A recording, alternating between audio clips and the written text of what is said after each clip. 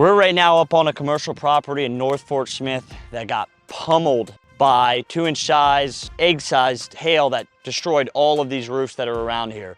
Not only are the roofs damaged, but there's siding damage, there's broken windows, and there's AC fins, HVAC units that have been damaged by it.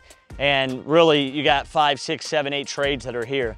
We've already had a commercial large loss property adjuster come out for Nationwide and go around and assess the property alongside us. The reason why Cynthia chose us as her COC contractor of choice is because of our expertise and our willingness to serve and help her through the claim process that few other roofing or storm restoration contractors were willing to do. She had a whole list of contractors on her desk that she could have chose from, and she chose us because we came out and we prepared her and set her up for this claim. And what I mean by that is, before the adjuster even came out, we, as her COC contractor of choice, we already had measurements on everything at this property and sub bids collected into one giant bid for all the different trades. The other roofing companies and storm restoration contractors, all they wanted to do was give her an estimate for the roof, cross their fingers, and hope they would get the business.